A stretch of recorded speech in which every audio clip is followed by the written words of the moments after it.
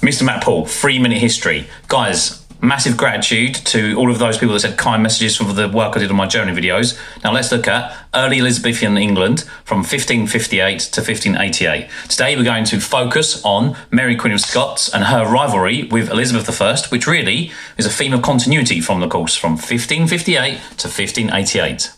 Now, when Elizabeth came to the throne in 1558, she would be immediately challenged by Mary of Guise, who was Mary Queen of Scots' mum, who was actually the Queen Regent in Scotland, and Mary Queen of Scots would put in a claim for the throne of England herself, being descended from Margaret Tudor, Henry VIII's sister, and being a Catholic, she had a strong claim to the English throne.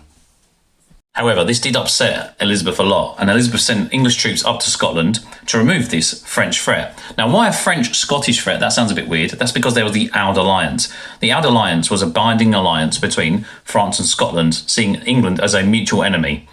For this reason, Mary Queen of Scots, at the beginning of Elizabeth's reign, was actually living in France, and she was the Queen. She was married to Francis II.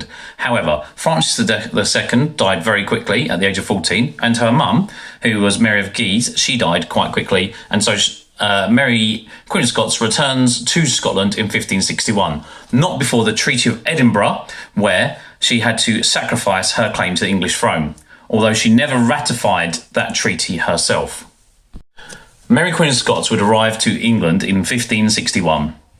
However, this relationship, which had started off on rocky foundations between Elizabeth and Mary Queen of Scots, would not soon improve quickly. And in fact, Elizabeth suggested that Mary Queen of Scots should marry Robert Dudley, who Elizabeth was in love with, but hey, and Mary Queen of Scots did not. She married Lord Darnley, who was both a Stuart and had a claim to the English throne himself. The marriage was fruitful in that it produced an heir who would be James I of England and the VI of Scotland, the future king of both of those countries. However, the relationship was not a good one. She soon fell out with him because he was an abusive husband, and she had him murdered by the Earl of Bothwell. After getting the Earl of Bothwell to do that dirty work, she then married the Earl of Bothwell himself. She was forced to abdicate and come to England. Mary Queen of Scots arrives in England in 1568 and sets a real chain of events into action. So, in 1569, you have the rise of the Northern Earls. In 1570, Elizabeth is excommunicated from the Catholic Church by Pope Pius V. In 1571, we have the Rodolphi plot, and in 1572, the Duke of Norfolk is executed for his role in the Rodolphi plot. There are 3 plots in total: RTB, 1, 2, 3, Rodolphi, Throckmorton, and Babington. So her involvement in this beer barrel plot, the Babington plot, which seals her fate, she's caught committing treason in her own writing.